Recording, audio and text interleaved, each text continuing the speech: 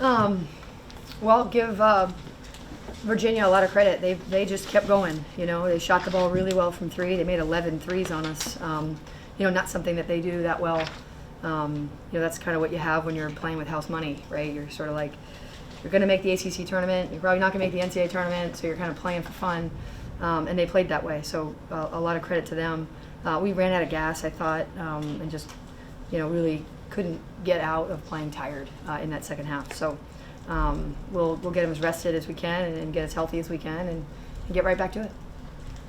Courtney, you guys had that 8-point lead, about 5 minutes left. As you said, maybe the fatigue started to wear on. But I guess from an offensive standpoint, what do you think kind of trailed off, in those last 5 minutes? Well, we didn't make shots. We shot 6 for 29 from three. That's tough to win that way. And then we also turned the ball over, uncharacteristically, especially late in that fourth quarter. So the combination isn't great. What issues did their zone present to you? I think it slowed us down and it forced us to, Maria still had a career night, but it gave us open shots. And when you've got, Laney, who's a really good shooter, going 1 for 8, and Trey, who's a really good shooter, going 0 for 5. I mean, we just, even Lexi is a really good shooter. 4 for 10 for her is actually not great. She's such a good shooter, So we just didn't shoot well enough, and it slowed us down a little bit. Courtney, you mentioned resting up and getting healthy. You guys do have a double bye going into the ACC tournament. What is the main thing strategically that you're going to look at going into the game? Or you will probably see Louisville again. Yeah, well, you just you look at who you're going to play, and then you game plan accordingly.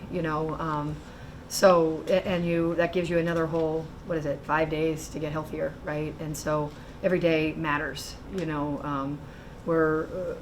think we'll be healthier by then, and that will help because then now you get some just more minutes that you can spread across and more options when a guy goes 1 for 8. We can't absorb that as well as we could have with our depth in the past. Anything clear on the status of Alyssa or Renaya for Friday's game, or is it? I don't have any updated. I don't have any updated. They're now warming. They're now practicing a bit and stuff like that, so they're getting closer. Coach, Maria didn't, who had a career high today. Her last shot today was with about 7 minutes left in the game. Were there issues going to her down the stretch? Yeah, absolutely. they were really physical with her and pushing her way off the block and really helping and daring us to make threes from the perimeter, right? And we took them and didn't make them. And they're good shots. I think we'll like a lot of the shots. It just, it comes down to you have to generate good looks and then you have to knock them down. It's kind of both of those things have to happen. How did the second half of today's game compare to some of the other close games you've seen this season? I think in the past we've been, we've had more energy, right? We're deeper, right? You're losing 2 guys that have a ton of toughness, but they also play almost 30 minutes a game. So that's 60 minutes that you're adding to other people's plates, right? And so, Maria played, really hard. Look at Laney played 36 minutes. Lexi played 38. That's a lot of minutes at the pace that we want to play at. So you just, we weren't able to do some of the things that we do over longer periods of time, given our fatigue. In that final 30 seconds, you guys had 3 fouls. One was intentional, put them at the line at the end. But can you just talk about that lack of discipline maybe in the final few seconds? I thought we chested up really well.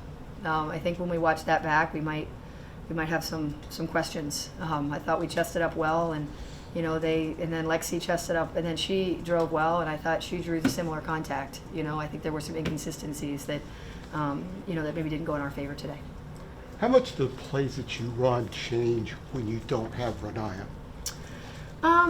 She's shooting the ball in league play really well, and so she's also our second. We've got 2 of our top 3 leading scorers that are out, and so that's not only experience, it's offense, it's toughness, it's minutes, it's a lot of things, right? And so you've got 2, not just 2 starters, but 2 really significant contributors to what we do, and so it just puts some more load on everybody else. Courtney, to go off that, I know you mentioned, trying to get, the others healthy, Renaya and Alyssa healthy. Mm-hmm. Last year, you guys had to go into the ACC tournament with a less than 100% roster, and then obviously NCAAs. Yeah. What, I guess, specifically are the challenges in that? I know rotations is part of it, but Yes. just what's the challenges in kind of going into a postseason, without some of those key guys? They'll be playing in the NCAA tournament, right? So I'm not going to sit here and complain about, this stretch. It's hard when they're not, but I don't think that's the reality we're going to have to play with, and so therefore I hope it helps us, right? Because now they'll have a little more energy, and everybody else will have had more minutes under their belt and more critical minutes under their belt. But yeah, we were fatigued today, right? And that's on us, you know, and weren't able to make shots fatigued. Any other questions? Yeah. What were the discussions like pregame about what was at stake today?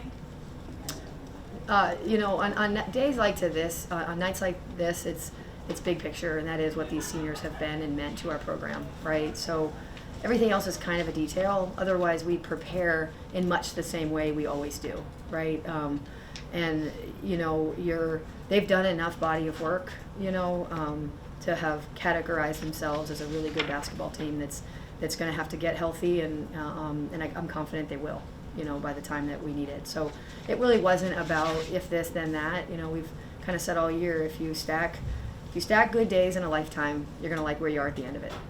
So if you stack good days as a team, you're going to like where you are at the end of it, right? So we're a stack possession, stack days kind of team, and I think this particular setback, there's reasons for it. You know, we didn't shoot very well, as I told you. We were undermanned a little bit, so there was more fatigue that set in. But when you get into the postseason, it's survive and advance. So they've played to have a lot of life still left. But now you're entering that time of year where no one has any life left, right? Except for what you do in that 40-minute stretch, and that's what makes it so fun. It's that madness part of it. Just to confirm, you suggested that Renaya and Alyssa will definitely play in the NCAA tournament? They'll be back. Yep. Okay. Courtney, how unique was this senior day? I guess the past ones where it's like you had obviously Kayla and Alyssa who've been here 4 and 5 years, Uh-huh. and you had Lexi started off 3 years somewhere else, and Yep. Maria was half and half.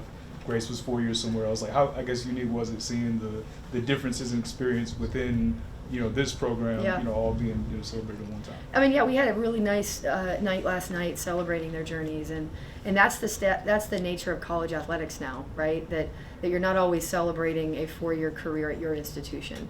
You're celebrating this this particular group, and I, you know, Maria's 2 years at Boston College are a part of her story, right? And Alyssa's 5 years here is part of her story, right? And Lexi's 3 years at Iowa State and 2 years here is part of her story.